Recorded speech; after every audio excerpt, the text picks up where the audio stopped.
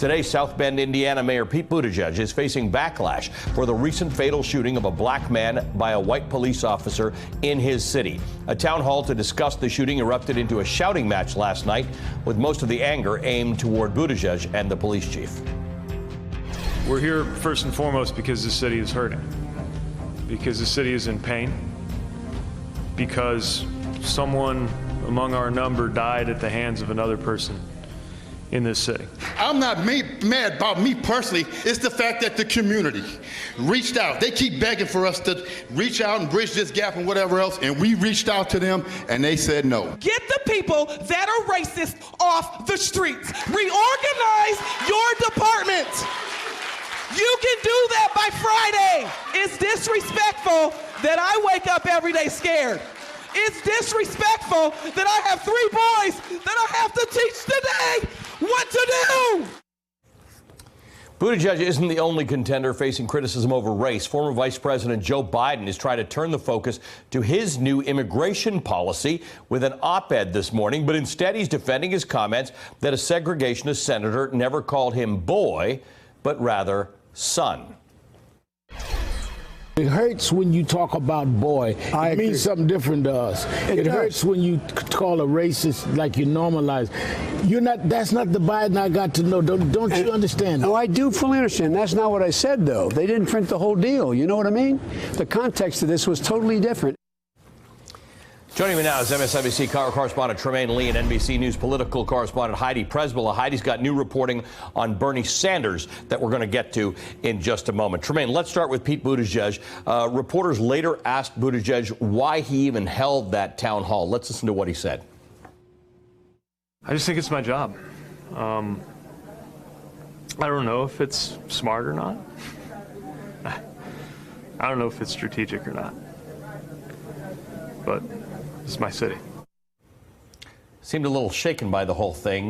He has said that the shooting has broken his heart. What do you make of all that has gone on here? You know, I've been talking to folks down in South Bend all morning, and a few things are clear. They most certainly want to be heard. And that town hall, which overflowed with emotion and folks were angry, was finally an opportunity for those who've been silenced or haven't been heard to have a platform to actually address the administration. On the flip side, I spoke to a city councilwoman who said, you know what, she sees this as an opportunity for Buttigieg to mature in this relationship with the black community, especially with the national media attention, and that he's stumbled along the way, but he's finally growing, and maybe this is a real opportunity to address the concerns of the residents. It's going to come up at the debate, and one of the things that people have been saying about Pete Buttigieg is he's got a day job. He is the mayor of a city in America, and that comes along with its tensions, and we're watching them play out in real time. Does this add to what he's got to do at the debate to succeed? You know, if anything, he's proven to be a very articulate, smart guy, right? But I think when you go back home and you go to the streets where people are angry at the shooting of another young black man, 54-year-old black man, they want more than just talk. They want action. So it's nice to go out and articulate your plan and your Rhodes Scholar and all the things that impress so many folks in the liberal quarters. But when you go back home, they want to see action. So it may be a talking point on the debate stage, but the people back home want action.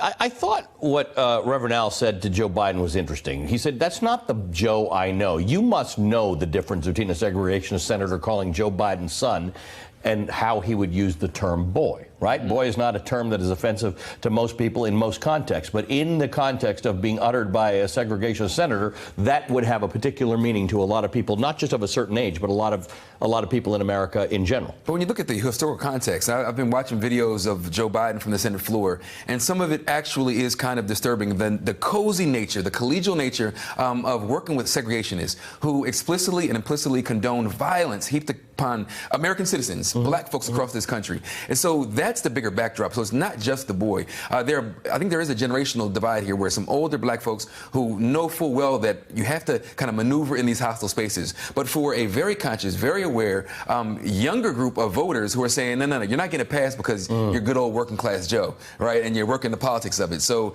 it's not just the boy comments. It's like Strom Thurmond. You're palling around with Strom Thurmond, that's problematic for a lot of people. Heidi, and to the extent that there are things from some of these candidates past that are coming back because there's a new audience that is seeing them, you've got some reporting about how despite Bernie Sanders voting for a controversial 1994 crime bill, he hasn't come under as much scrutiny as other Democratic candidates. Your review of his past statements shows something that might be surprising.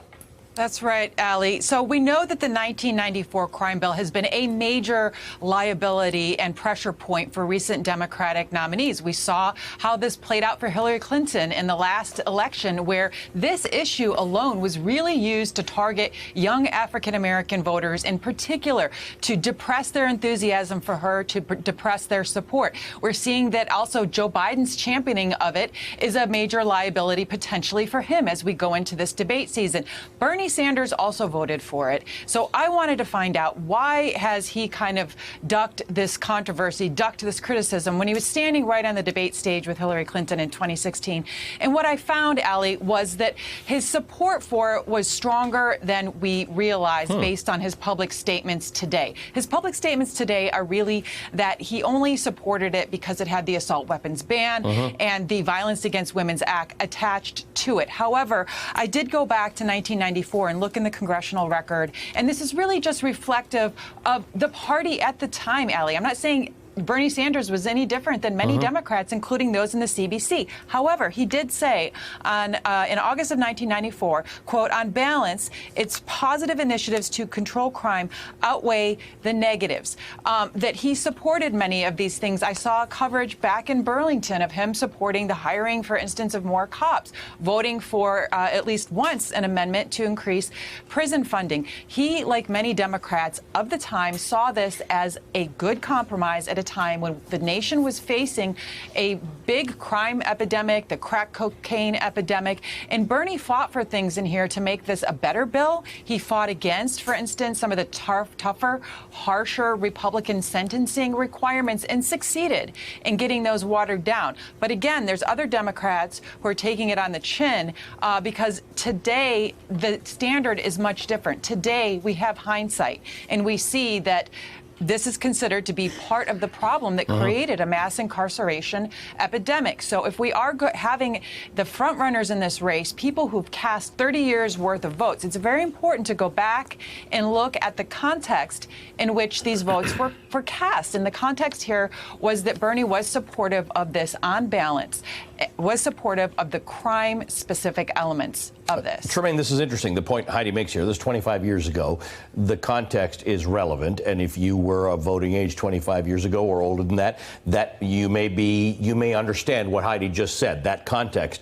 There are people who, either in the politics of today or due to the fact that they weren't there and they didn't live through some of these things that led to the reactions that we got even from Democrats. How do they square this? I think the big picture is when you look at 1993, we had the highest homicide rates ever recorded, right? And they started to dip from then. So city by city, people were really concerned, black, white, Democrats, Republicans. But when you heard Joe Biden on the Senate floor saying, I don't care how they got there. I don't care what got the gun or the drugs. Lock them up. Throw away the key. That's problematic because we understand now, and some people understood then, that you what should that care. would do to black families. Right. And have a more holistic approach to this, not just, throw a cop at them, throw a gun at them, throw the bars at them. They needed something more holistic and more healthy for the community.